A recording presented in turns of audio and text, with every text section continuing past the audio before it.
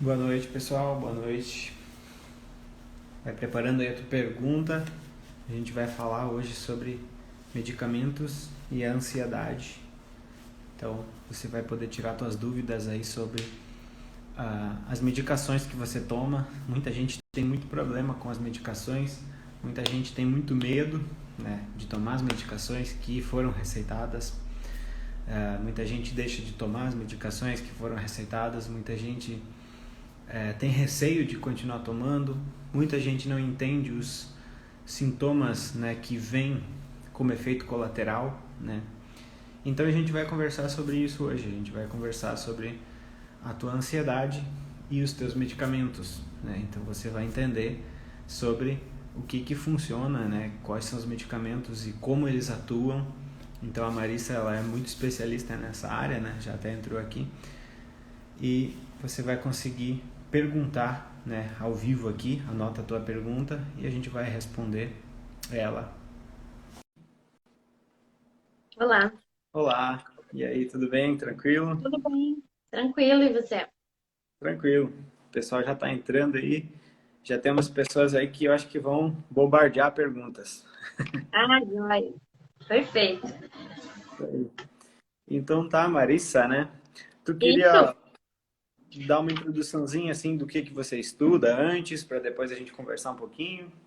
Claro, claro, pode ser. Beleza. Bom, então, boa noite para todo mundo que está aí. Eu sou farmacêutica por formação, né? E tenho meu mestrado em ciências farmacêuticas, mas desde a iniciação científica, durante a graduação, eu sempre fui pro lado aí da pesquisa com sistema nervoso central, medicamentos, psicofármacos, essas coisas. Daí no mestrado, foquei um pouco mais sobre a farmacologia do sistema nervoso central. E durante o doutorado sanduíche e agora no pós-doc, né, também focando sempre nisso, né, os medicamentos que atuam no sistema nervoso central.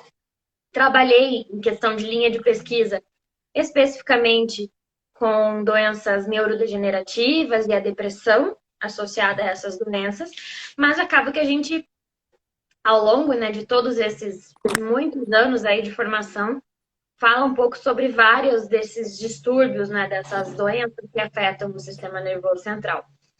Sim, E hoje em dia, basicamente, viver sem ansiedade é quase que um luxo para pouquíssimas pessoas, né?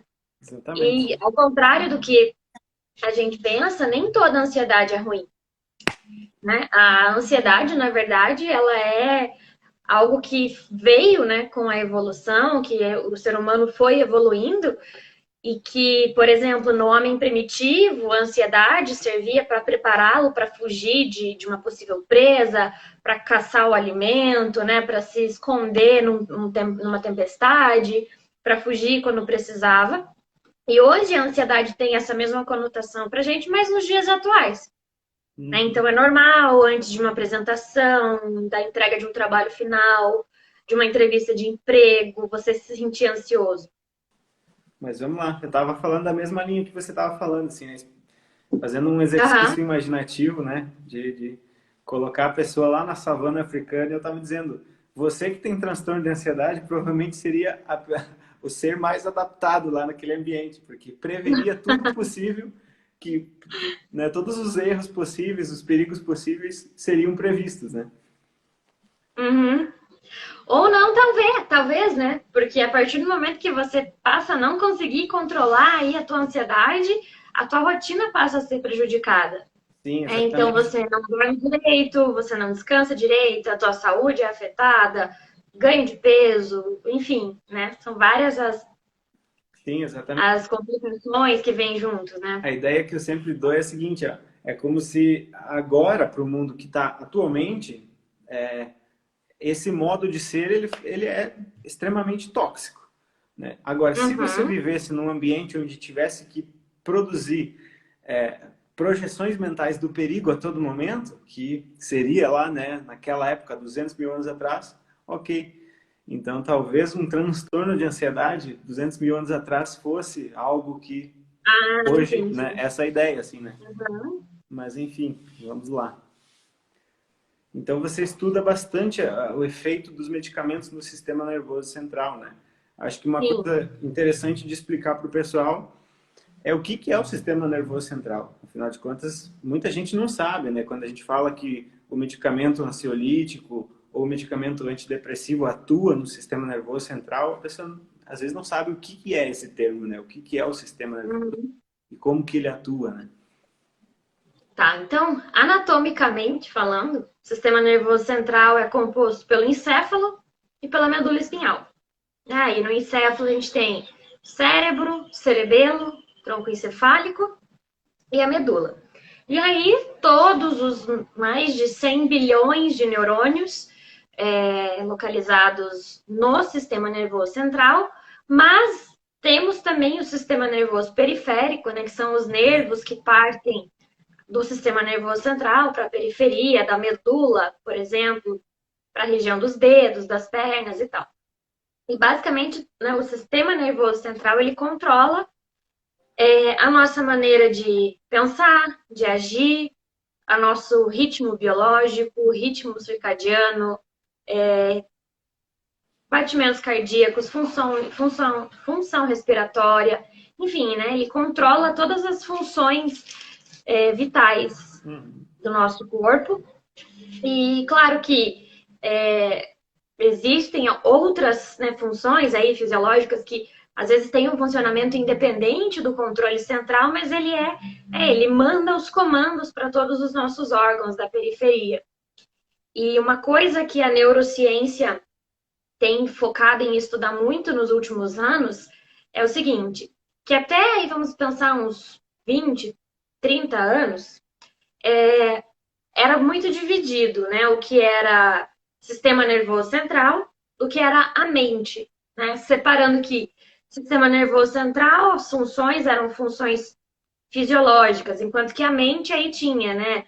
Nossos sintomas, as nossas emoções, aprendizado, memória, ansiedade, etc.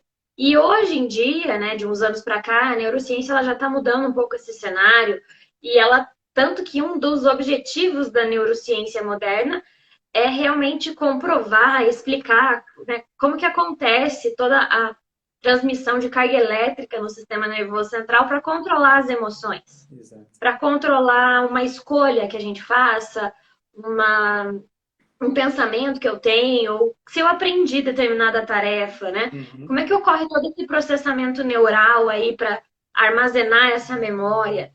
Então, não dá para a gente dizer que separar uma coisa da outra, né? Isso é algo que muitos anos vinha sendo estudado de forma separada, de repente para tentar ficar mais didático e mais fácil, mas é algo que não dá, né? Que tem que caminhar junto, vamos Exatamente. dizer assim. Tudo é Tanto cérebro, né? falando aqui da ansiedade, né? Por exemplo,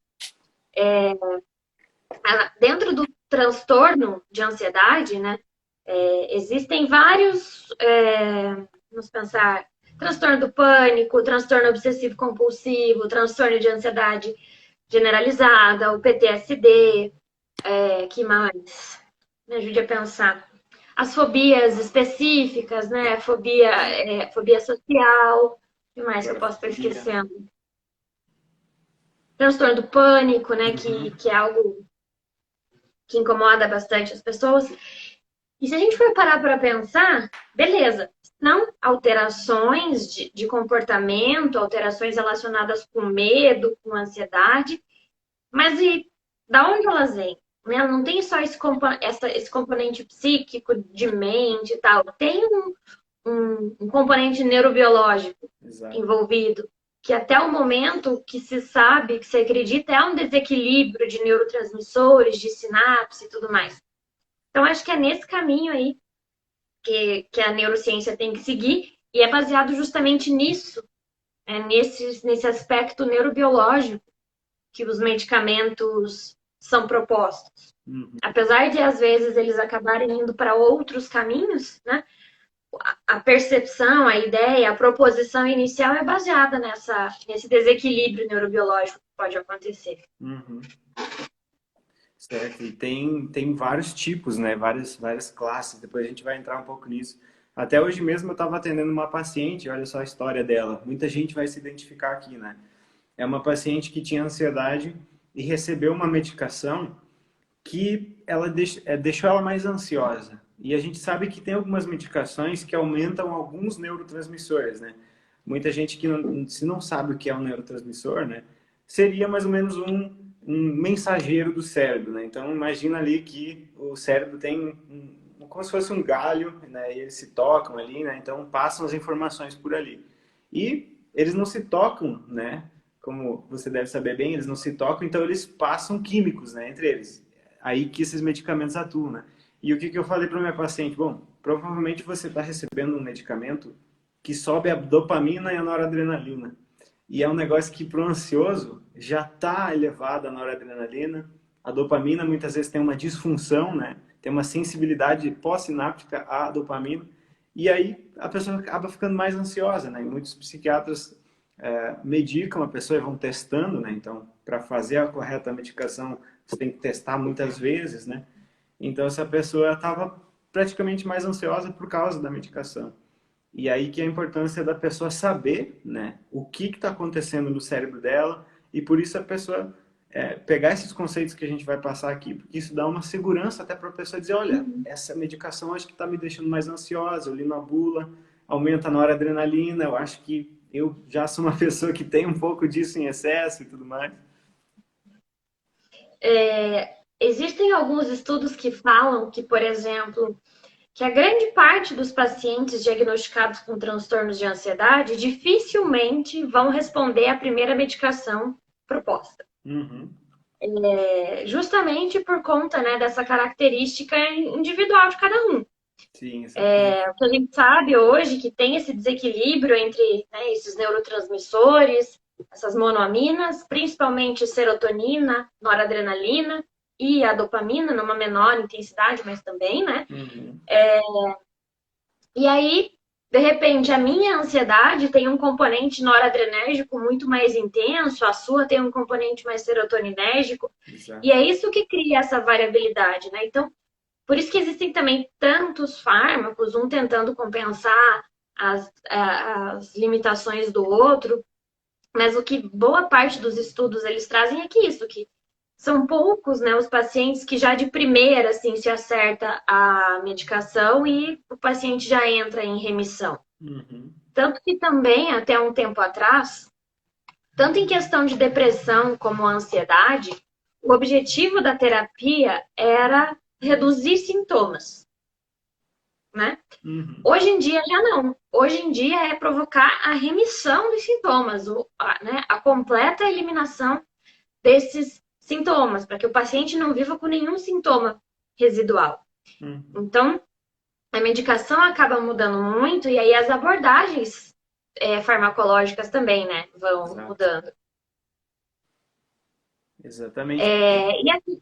E já respondendo uma pergunta que a Rita colocou aqui, porque trata, né, transtorno de ansiedade generalizada e síndrome do pânico com antidepressivos. Na verdade, assim, questão de essa nomenclatura antidepressivos é só o nome da classe. Só o nome, exatamente. Porque hoje em dia tem muitos antidepressivos que são extremamente eficazes no tratamento da dor crônica. Tem antidepressivos que funcionam muito bem para o tratamento da insônia. Então, é só assim, vamos dizer, um nome dado à classe antidepressivos, mas não que eles sejam só, que eles funcionem só para o tratamento da depressão. Porque o que acontece tanto em depressão quanto na ansiedade é esse desequilíbrio das monoaminas. Na depressão, por exemplo, reduz o conteúdo dessas monoaminas e dependendo do transtorno, né, dentro do hall ali de ansiedade, varia um pouco, né? Então, o PTSD tem muito a ver com formação de memórias, evocação dessas memórias. O transtorno obsessivo compulsivo tem um componente mais maníaco, né, envolvido, de repetição, essas coisas. Então, muda todo o processo de sinalização. Então, assim, o tratamento clássico relacionado com a ansiedade, eles incluem os antidepressivos, os inibidores seletivos da recaptação de serotonina, por exemplo, fluoxetina, sertralina, os inibidores da recaptação de serotonina e noradrenalina, venlafaxina, desvenlafaxina, duloxetina, os antidepressivos tricíclicos, amitriptilina, nortriptilina, desipramina, imipramina. Tem alguns inibidores seletivos da recaptação de noradrenalina exclusivamente, por exemplo, reboxetina. Tem mirtazapina, que é inibidor do receptor da serotonina. Aí tem também, dentro do tratamento da ansiedade, a buspirona, que, né, não tem uma classe para ela, é a classe da buspirona. Uhum. Tem os benzodiazepínicos e tem até os beta-adrenérgicos, né, os beta-bloqueadores, por exemplo, mas no controle dos sintomas físicos, né, autonômicos da ansiedade. Então, esse nome que se dá, por exemplo, de antidepressivos, é só para depressão? Não, sabe? É só um nome mesmo. E por que eles são usados? Porque tem vários estudos, né, meta-análises, que mostram que eles realmente são muito bons no controle da ansiedade generalizada. Então, os inibidores seletivos da recaptação de serotonina, né, são muito bons no controle ali da ansiedade generalizada. No transtorno do pânico, né, na síndrome do pânico, os inibidores da recaptação de serotonina e noradrenalina também são bastante utilizados, justamente por eles controlarem essa sinalização, né, esses neurotransmissores, essa sinalização química a nível do sistema nervoso central. Que, por enquanto, que a gente sabe até hoje, é que isso provocaria todos esses sinais e sintomas relacionados à depressão e ansiedade. Uhum, exatamente. Uma superativação do sistema simpático, né? Que é, eu sempre ilustro assim, lá no curso, eu ilustro da seguinte forma. O sistema simpático, eu digo para os alunos que é uma pessoa baixinha e muito irritada. Mas não é nada simpático, é só o nome, né? Ele ativa luta e fuga ou congelamento. E o parasimpático é um monge tibetano que diz parasimpático, senta aqui. É o que desliga essa resposta de luta e fuga. E justamente a pessoa ansiosa tem uma superativação, né, desse sistema simpático, né? Então ela fica alerta o tempo inteiro, né? Como se ela tivesse que resolver um problema sempre, fugir de um perigo. Então a pessoa fica extremamente agitada sempre, né? Uma questão ali que você falou dos medicamentos, eu queria abordar. Muita gente recebe o inibidor de recaptação da serotonina e também um benzo, né? E as pessoas ficam muito assustadas com o benzodiazepínico porque tem aquela toda questão que às vezes pode viciar e não sei o quê. E às vezes a pessoa não usa. Então o que acontece, né? Pra gente que trabalha na clínica. Quanto menos a pessoa tiver crise, para nós melhor, para a gente poder ensinar ela a dessensibilizar o medo da crise. Então, quando a pessoa tem lá o seu ataque de pânico e toma o Rivotril, se a gente ensinar ela a lidar com os pensamentos e fazer uma técnica naquele momento, ela não vai ativar tanto aquele cortisol em excesso que vai ligar aquela super memória e aí o cérebro dela vai aprender a ter medo daquele medo, né? Então a gente diz, bom, o inibidor é como se fosse a longo prazo, vai funcionar de 3, 4, 5 semanas, vai começar a ter efeito, mas o benzo é aquela coisa, surgiu a crise, o benzo ele, atua naquele momento, né? É mais ou menos por aí. Essa estratégia, né, de combinar um benzodiazepínico com um antidepressivo, por exemplo, é muito interessante. Então, quando o paciente tem, né, essa indicação, o benzodiazepínico ele entraria como um tratamento agudo, exatamente como você falou, controle da crise, reduzir ao máximo os sintomas. E o inibidor seletivo, por exemplo, entraria como um tratamento de manutenção, para evitar recidiva, evitar recaída e o paciente estabilizar. Então, de praxe, assim, eu digo de praxe porque a gente vê que isso não acontece, né? Na clínica aí, vamos dizer que 90% dos pacientes fazem um uso inadequado dos benzodiazepínicos. Sim. Benzodiazepínico, ele funciona para o tratamento, né, como ansiolítico, como hipnótico e como sedativo, né? Às vezes um anticonvulsivante. Uhum. Por quê? Porque ele é um depressor do sistema nervoso central. Ele mexe com a sinalização do neurotransmissor GABA. que é um neurotransmissor inibitório. Então, quando esse neurotransmissor inibitório ele é ativado, ele inibe respostas do sistema nervoso central. Uma dessas respostas, no caso da ansiedade aí, seria os sintomas da ansiedade, esses sinais de preocupação excessiva, medo, né, aquela angústia, esses sinais aí.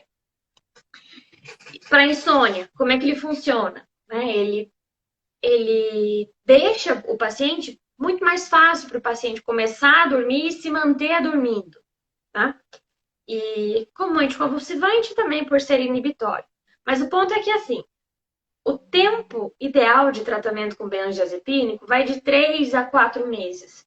A partir daí, o ideal é que se comece a fazer a retirada gradual, que a gente chama de desmame, né? E reduzindo de 25% em 25% a dose, até tirar completamente o medicamento. E manter o paciente tratado, mas isso desde o início, com o inibidor da recaptação, por exemplo. Que, como você bem pontuou, né?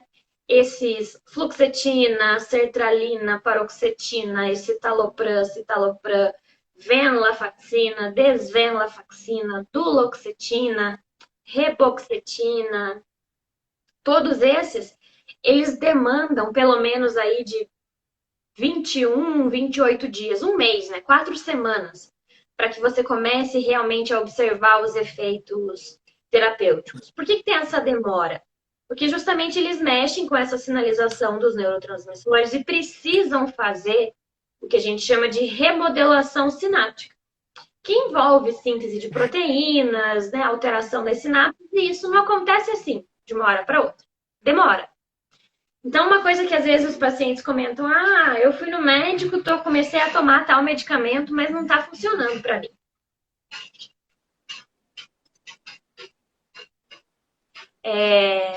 Não está funcionando, eu continuo pior, meus sintomas estão até piores do que antes. O que acontece? Essa fase, esse primeiro mês de tratamento da ansiedade com os antidepressivos é o mais difícil. Por quê? Porque o paciente demora a observar um efeito positivo. Muitas vezes ele pode manifestar um efeito colateral, né, que pode ser desagradável. E o paciente, então, não. Ou ele pode ter até um efeito mais intenso da sua ansiedade, faz com que ele desista de tomar medicação. E é importante que se orientem a esses pacientes e que mesmo os pacientes saibam que é um efeito, normalmente esses efeitos colaterais que surgem aí, principalmente gastrointestinais, eles desaparecem, que essa ansiedade inicial que aumentou vai sendo controlada e que o medicamento demanda esse tempo para fazer o efeito. E muita gente acaba que se prende ao benzodiazepínico pelo fato dele ter essa remissão já inicial. Só que tem vários poréns, né, do uso crônico dessas medicações, como, por exemplo, o caso o fato de risco de causar dependência.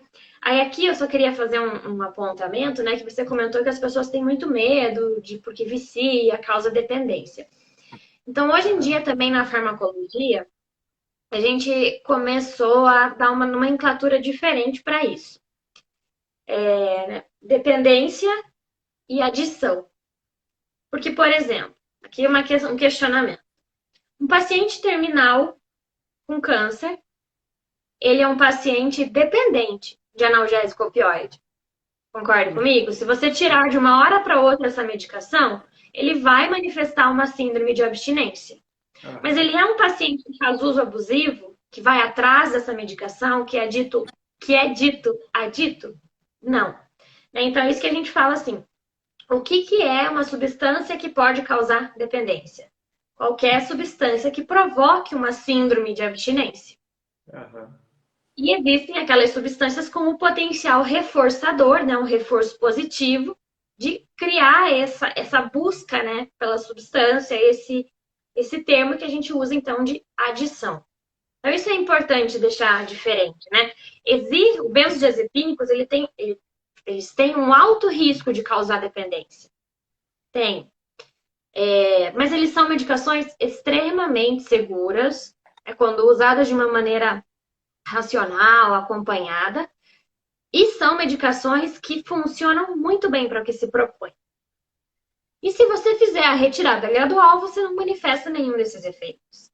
E não são, assim, muitos pacientes que fazem uso dos benzodiazepínicos que acabam desenvolvendo o componente aditivo, né, que é esse uso, vamos dizer assim, recreacional, um uso abusivo.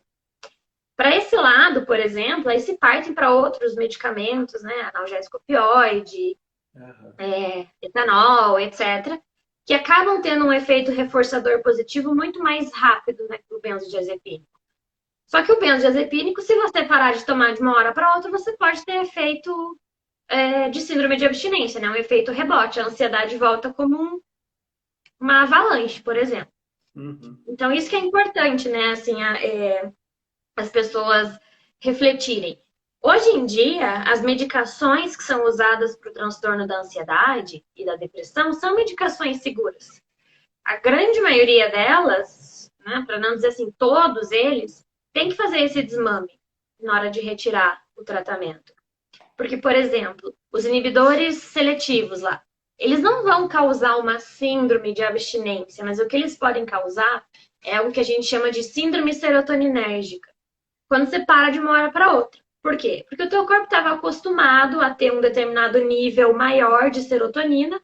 De uma hora para outra você parou de oferecer, ele entende, poxa, tem pouca serotonina aqui, vamos produzir mais. E aí o paciente tem esses efeitos.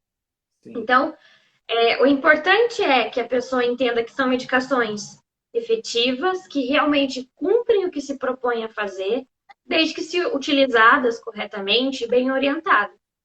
Então, e não é só a medicação.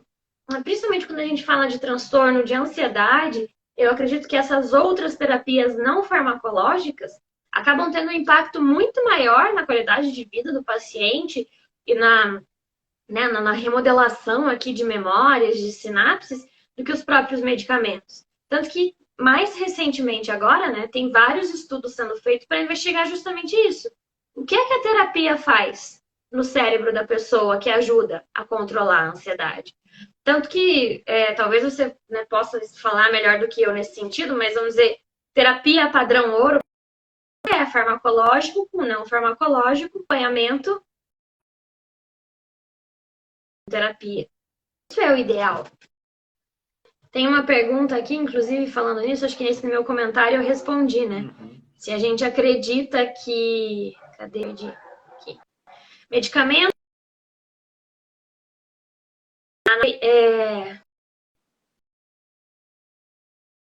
em relação à alta dos medicamentos, é algo que as pessoas ansiosas, e eu falo isso inclusive por mim, você quer para ontem parar de tomar o medicamento. E às vezes acaba que isso já te gera um componente ansioso. Então, exato, você não tem que ter essa pressa. Pelo menos 6 meses, 9 meses é o tempo ideal de tratamento não com os benzodiazepínicos, né? Com as inibidores lá, por exemplo. E aí, a partir do 9º mês, que você pode começar com uma estratégia de retirada, né? Mas ainda mais, se você fizer né, uma terapia comportamental, praticar exercício físico, cuidar da alimentação, que pode parecer assim, nossa, que nada a ver, isso aí fala para tudo. Mas se você procurar em qualquer site que coloque reportagem de saúde, benefícios que isso traz, isso se transmite em benefícios para a saúde mental. Né? Eu acredito que... É o básico, né? O básico justamente é o que tem que ser feito. Né? A Larissa fez uma pergunta aqui que os benzodiazepínicos se toma todo dia ou só em momentos de crise? Então, Larissa, nesse sentido, existem os benzodiazepínicos de uso sublingual, que esses, sim, podem ser utilizados em situações de crise, por exemplo. Isso é muito comum para pacientes que têm síndrome do pânico, né? Então, ele começa a ter aqueles gatilhos de que pode ter uma crise, aí coloca, né, um clonazepam, o Rivotril sublingual. Agora, e existe o tratamento diário, né, que aí com comprimido, não com sublingual, nesse sentido. Então, depende muito da estratégia terapêutica proposta para o paciente. Esse sublingual é bastante interessante, assim, para a pessoa quando ela está tomando o, o antidepressivo, né, o inibidor de recaptação da serotonina, fazendo uma terapia, porque justamente o que que a pessoa faz? Ela evita marcar o cérebro dela com uma experiência que ela já está, assim, apavorada de não sentir de novo. E Uhum, essa é a coisa, assim, que na terapia a gente vê que é o principal ponto que a gente tem que atuar, assim, né? Justamente fazer a pessoa lidar com aquela, fazer ela entender por que que aquilo está acontecendo, o que pode acontecer. As pessoas acham que vão ficar, elas acham que vão, o coração delas vai parar. Então, por isso que as pessoas fogem do medicamento, fogem de tudo que possa dar essa sensação ruim. Justamente isso que a Marisa estava falando, do reforço positivo, queria dar um exemplo para ficar bem entrado na cabeça de quem está ouvindo, né? O reforço positivo é o quê? Quando você tira um estímulo aversivo. Então, imagina que você está andando e tem uma pedra no teu sapato. Você tirou a pedra do teu sapato e isso é um reforço positivo. Então, o que acontece com o paciente ansioso? Ele pega o medicamento, toma e o estímulo aversivo, ou seja, o medo, some. E isso reforça para ele que aquele medicamento é a salvação. Por isso que a pessoa tende a usar de maneira errada esses benzodiazepínicos, né? Que são medicamentos muito bons, assim, se usados da maneira certa. Agora tem. Eu nem lembro o que a gente estava falando, de tanta problema eu técnico que estava deu. respondendo uma pergunta que uma pessoa fez ali, que em relação a se é normal ficar com a cabeça pesada utilizando sertralina. E aí eu estava Isso. comentando que os inibidores seletivos da recaptação de serotonina, um dos efeitos adversos colaterais é a dor de cabeça, a sensação de cabeça pesada, tanto que para alguns pacientes precisa inclusive trocar a medicação, né? Entrar com outra estratégia. E Uhum. muitas vezes esses efeitos, essa dor de cabeça, também pode ser passageira, né? Ela é algo mais inicial, aí depois se resolve. Uhum. Então, essa sensação de cabeça pesada, ela pode ser comum nos primeiros dias, ali, semanas de tratamento, mas se ela continua, muitas vezes o ideal era, né, procurar um médico para de repente tentar substituir a medicação por outra, para não ficar com esse efeito incômodo, essa sensação da cabeça pesada, nesse sentido. Uhum, exatamente. E o componente que dá um efeito colateral pode ser muito estressante para a pessoa em si, né? Uhum. Por exemplo, a pessoa fica com a dificuldade de iniciar o sono. E digamos que isso para ela é muito ansiogênico. Isso é ansiogênico para qualquer um, mas para ela tem uma sensibilidade que ela se estressa muito se ela não consegue deitar e dormir rápido. Então, isso é preocupante porque daí desregula tudo, a pessoa fica com o sistema dela sempre ativo, né? Medo, medo, medo. Então, geralmente, a gente precisa trocar quando a medicação tem um efeito colateral, assim, que já é ansiogênico por si só, né? É perfeito. O que a Jade colocou aqui é que esses efeitos colaterais afetam a adesão ao tratamento. É, Então, só que assim, né, é importante deixar bem claro que muitos desses efeitos, eles aparecem aí nesses primeiros dias e depois eles passam. sim, tem que Mas ser um. alguns não, né? E quando isso realmente acaba, né, começa a prejudicar a rotina ali do paciente, é uma sensação, né, um sugestivo de preciso trocar, preciso procurar né, o médico para realmente pensar numa substituição. Uhum. Um outro detalhe que você estava comentando ali, em relação ao paciente com ansiedade, que muitas vezes o que ele tem medo é de sentir a crise de ansiedade de novo.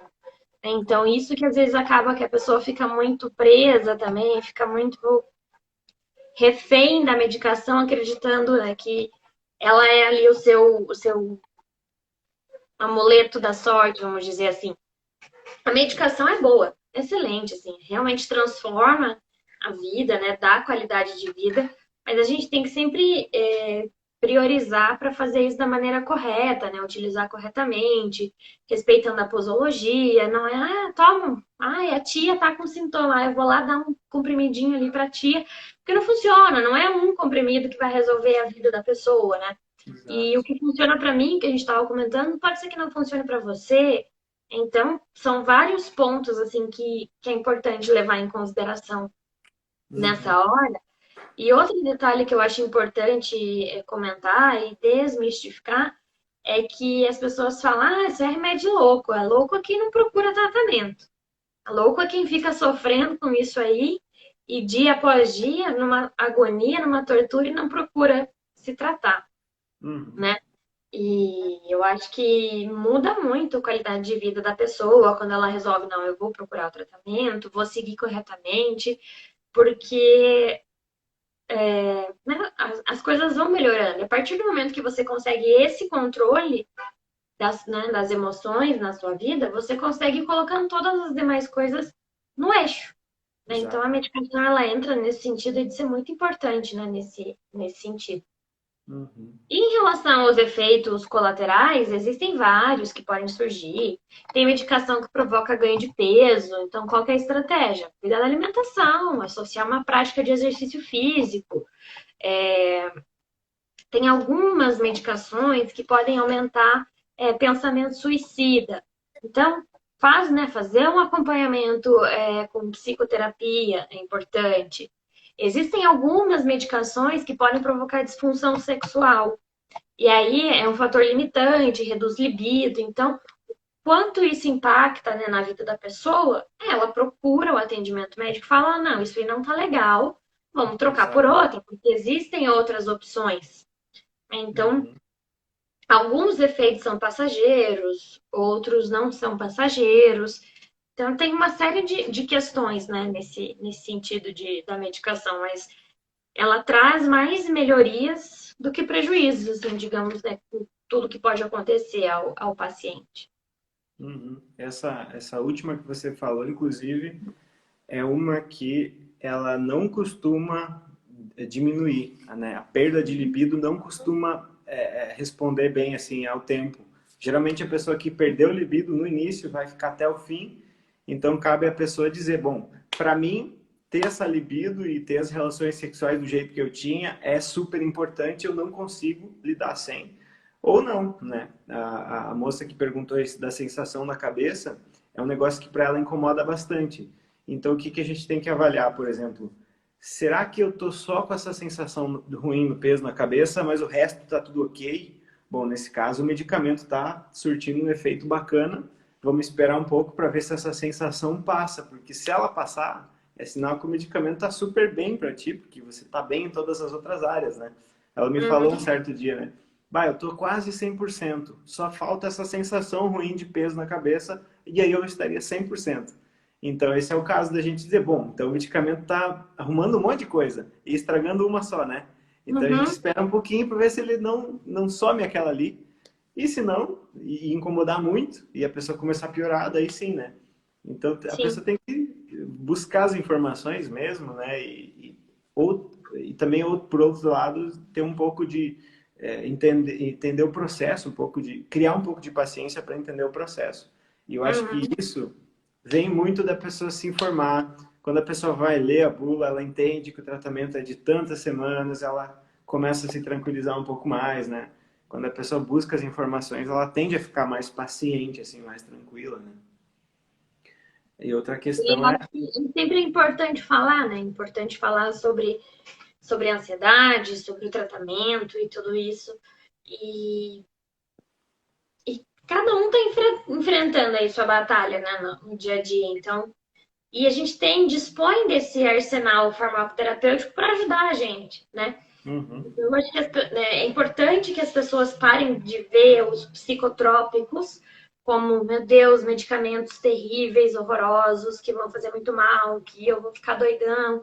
Porque uhum, não é, né? Não é esse a proposta, enfim. Acho que é importante o conhecimento, como você falou, buscar informações corretas. Se você tem dúvida, né, sobre o teu tratamento, então lê um pouco sobre o assunto, né? Assistir aulas sobre isso, pensa num curso sobre o assunto, para aí chegar lá e falar, discutir, né, com o médico, que é quem tem o poder de fazer a prescrição, né? Não, essa medicação não está funcionando para mim, não estou me sentindo bem, queria saber se existe outra estratégia, enfim. Uhum. Então, acho que o conhecimento é o que é o poder nessa situação, né? Exatamente. Eu acredito muito no empoderamento do paciente, de todas as formas. Então, assim, o que que eu faço? Eu sempre ensino tudo que é possível sobre o tratamento em si, tanto o medicamentoso, que eu entendo alguma coisa, não entendo, né, tão profundamente como você, mas entendo alguma coisinha, o tratamento psicológico, as causas, tudo, porque daí o profissional que vai atender essa pessoa, ele vai ser confrontado, se ele tem alguma falta de saber alguma coisa, ele vai ser confrontado com o paciente. Assim, eu tenho pacientes, por exemplo, TDAH, que são gênios, eles sabem tudo sobre o TDAH, e assim, se eu não estudar, eu não consigo atender esses caras. Então, é uma estratégia muito boa você melhorar o cenário todo da saúde, você empoderar o paciente, porque ele vai forçar com que o atendimento seja melhor. Um paciente bem informado, um paciente que sabe o que ele está tomando, o que ele está passando, ele entende tudo, ele vai achar um bom profissional. E se ele não achar, ele vai forçar com que algum profissional estude um pouquinho para fazer um bom atendimento para ele. Então, Isso assim, dá o poder de questionamento, né? Isso é muito importante. isso. A Gisele perguntou se os antidepressivos deixam as pessoas mais lentas. Mais lenta, assim, de questão de letargia, lentificação de processo cognitivo, por exemplo? Não, né? Eu diria que não. E esse efeito de letargia, muito pelo contrário, ele é mais observado como efeito residual de alguns benzodiazepínicos. Então, principalmente benzodiazepínico, que tem um tempo, uma duração de ação mais longa, no outro dia a pessoa costuma ficar sonolenta, com aquela sensação de embriagada, né, o pensamento, o processo cognitivo mais lento. Tanto que um dos motivos pelos quais a terapia com benzodiazepínico é em 3, 4 meses, por quê? Porque os benzodiazepínicos, a longo prazo, afetam processamento cognitivo e memória. Então, os antidepressivos, por exemplo, fluoxetina, sertralina, estalopram, não. Agora, os benzodiazepínicos, por esse efeito residual da dose, a pessoa pode ficar, né, mais lenta, com um processamento cognitivo mais vagaroso. Uhum, exatamente.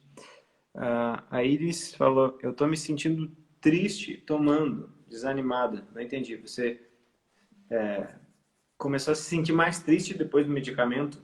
Será que é isso? Responde aí se for isso, pergunta, elabora melhor a tua pergunta aí. Ah, Você acabou de começar a tomar a medicação, dá um tempo aí para o medicamento fazer efeito, porque é normal no início, né? Vai pelo menos aí no mínimo 15 dias para começar a observar pequenas alterações, mas pode colocar aí 21, 28 dias para daí estar num nível bem estabilizado, assim, da medicação e realmente aparecer, né, a melhoria dos sintomas. a gente não tem um benzodiazepínico ao contrário, né? Que deixa a pessoa feliz do nada.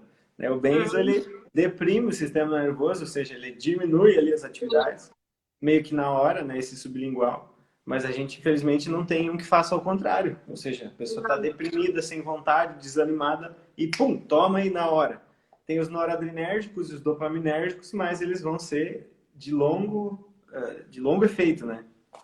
E tem muitas substâncias, por exemplo, as anfetaminas, que fazem isso. Mas, pelo contrário, né, elas trazem inúmeras complicações cardiovasculares, respiratórias, que não justificam o seu uso como medicamento. Né? Então, Uhum. tem algumas substâncias entorpecentes que dão esse efeito de euforia, a sensação de, nossa, eu posso tudo, vou dominar o mundo. Porém, passado esse efeito inicial, ela te coloca num poço mais fundo que o poço que você estava antes, né? Então, Exato. justamente por isso que elas não são indicadas, né? Não tem tem essa separação, né, da medicação. Ó, a Iris respondeu ali que foi.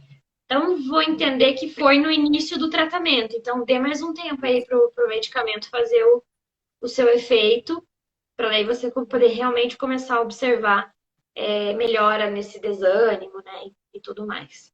Mas para a Tá gente lá. ir caminhando assim, então para um fechamento, né, conforme você comentou aí, você pediu, Foi o na que outra. é importante a gente deixar claro aqui? Que o paciente conhecer sobre a medicação é extremamente importante, né, porque dá a ele uma sensação de maior controle da sua terapia, né, dos medicamentos que ele vai utilizar, que mais? Permite que ele tenha, né, uma abordagem mais questionadora da sua medicação. Antidepressivo funciona para o tratamento da ansiedade? Funciona para ansiedade generalizada, fobias específicas, toque, PTSD, transtorno do pânico. Tem a buspirona, né, que tem essa relação que ajuda até num controle inicial de crise. Tem os benzodiazepínicos que funcionam de uma maneira aguda muito bem, mas também funcionam para o tratamento crônico. Os benzodiazepínicos, eles entram também no cenário, né, de quando a pessoa tem algum distúrbio de ansiedade, tem algum problema com o sono, dificuldade para dormir, ele entra aí. Mas aí, nesse sentido também, agora, por exemplo, o Zolpidem tem funcionado e sendo muito mais indicado do que os benzodiazepínicos, né? Ele é um benzodiazepínico não benzodiazepínico, né? Então, ele não tem esse efeito do outro dia ali, né? Da pessoa se sentir meio letárgica. Que mais? Os beta-bloqueadores, tipo propranolol, atenolol, eles funcionam para controlar os sintomas físicos da ansiedade, taquicardia, sudorese excessiva, tontura, aquele apito no ouvido, tremor. Tanto que não, né, tem muitas pessoas que começaram a utilizar, por exemplo, antes de fazer grandes palestras, né? Que às vezes a pessoa pega o pointer lá, o laser, e vai apontar, tá tremendo. Então ele controla nesse sentido. E às vezes, né, para a pessoa ansiosa sentir isso, sentir a taquicardia, sentir aquele calorão, sentir, né, a respiração mais acelerada, vai predispondo a uma crise de ansiedade. Então, essas medicações entram nesse sentido. Então, e assim, né, a terapia não farmacológica, psicoterapia, prática de exercício físico, alimentação adequada, funcionam muito bem para isso. O exercício físico, assim, tem uma infinidade de estudos que mostram, né, que o quanto que ele interfere na comunicação neuronal, na produção de endorfinas, que isso a gente já sabe, de neurotrofinas para melhorar essa sinalização. Então, existem várias estratégias. E é importante deixar claro que os medicamentos não são vilões, eles não vão te fazer mal, eles não vão te deixar maluco, doido e nada disso, né? Então, eles realmente entram aí como aliados nessa situação que a gente perde o controle, né? Exatamente. Eu acho que o Murilo fez uma pergunta ali.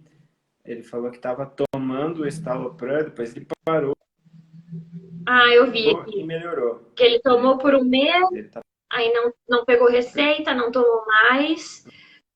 Se tem algum problema voltar a tomar, o que ele deveria fazer? Voltar a Me tomar. sinto melhor mesmo sem a medicação. Se você se sente bem sem a medicação, não é um caso, né, de voltar a tomar. Se você sente que, né, todos os gatilhos que poderiam desencadear uma ansiedade, um comportamento depressivo passaram, se você consegue, né, ter a sua vida independente dos sinais da ansiedade que tinha antes, não é indicado, não precisa usar a medicação. Agora, assim, com um mês, né, ok, parou abruptamente, mas não é algo que é indicado, né? Porque você pode ter um efeito rebote aí da depressão, da ansiedade. Então, se quer parar de tomar medicação, também conversa com o médico, intensifica o acompanhamento em psicoterapia, porque às vezes você pode suspender a medicação e continua na psicoterapia, e com o tempo, né, você vai se sentindo mais livre para ir conseguindo reduzir as sessões de semanais, quinzenais, enfim, né? De quinzenal, mensal, para, enfim. Mas se você se sente bem, não tem o porquê voltar a tomar. Mas mais uma vez, né, quero reforçar aqui que não pode, né, não é ideal parar de tomar de uma hora para outra. Uhum. Ele pode ter também uma concentração grande, né, no sistema dele que vai demorar um pouco para sair. Então, às vezes a pessoa diz, eu tô super bem. Mas às vezes daqui um mês vai te vir aquela coisa que o Uhum, efeito do remédio saiu completamente, né? Diminuiu a dosagem terapêutica dentro do sistema da pessoa e aí volta, né? Então, por isso uhum. que é necessário você fazer o desmame com acompanhamento e reduzindo aos poucos, né? Uhum. Não parem de tomar do É, nada. e ele comentou ali que era o estalopram, né? Então, dentro das classes ali dos seletivos para serotonina, o estalopram é um dos mais tranquilos em questão de efeitos colaterais, essas coisas. Então, né, deu sorte dele estar com uma medicação bem boa. Sim, Aqui o exatamente. que a Grazi comentou é que ela está tomando antidepressivo há 2 meses para ansiedade, mas que o desânimo piorou bastante. É normal nesse período. Ó, com 2 meses de tratamento, o ideal já era, né, você ter começado a perceber melhoras nesse desânimo, né, um pouco, se sentir um pouco mais disposta. O que pode ser feito? Volta no médico, aumenta a dose, né, que às vezes começa com a menor dose possível. Você pode aumentar, né, colocar ali em vez de 10, 15 miligramas, em vez de 15, 20, em vez de 35, 75, existem várias formas farmacêuticas que deixam isso possível. Então, se você sente que continua com desânimo, tristeza, pode procurar simplesmente só o aumento da dosagem, por exemplo, né? Mas o ideal sempre é consultar o profissional para ver qual é a melhor abordagem para essa situação. Ou se os outros sinais que te incomodavam foram controlados, né? Então, é importante nesse sentido.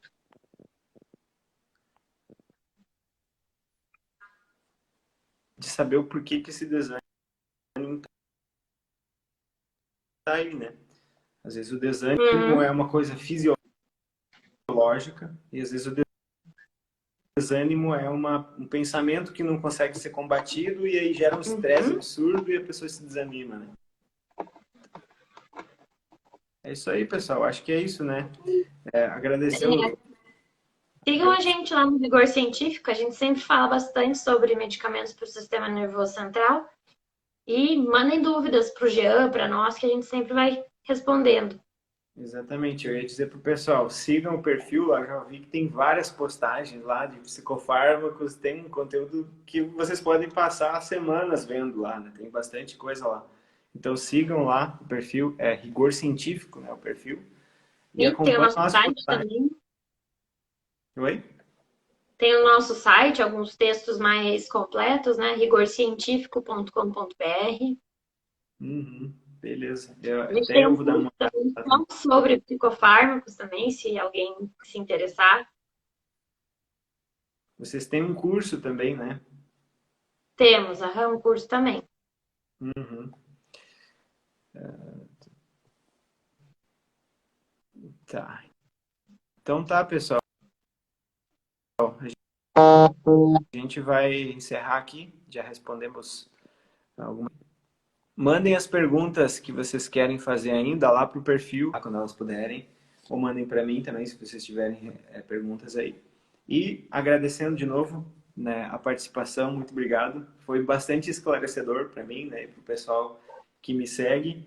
E convido vocês a seguirem lá a página deles lá, né, da Marissa e da colega dela, que são profissionais extremamente qualificadas nessa área e vão tirar todas as dúvidas que vocês têm com relação à medicação para vocês nunca mais fazerem essa automedicação aí, parar de tomar e tomar um negócio sem saber o que é, enfim, né? Vamos estudar e vamos fazer as coisas certinho, porque os estudos estão aí comprovando que quem faz certinho, o negócio vai ter os efeitos positivos, né? Vai engajar no tratamento e vai melhorar sim. Então, façam as coisas certinho, estudem, sigam as pessoas que podem te ensinar, te orientar e sigam o tratamento certinho, né?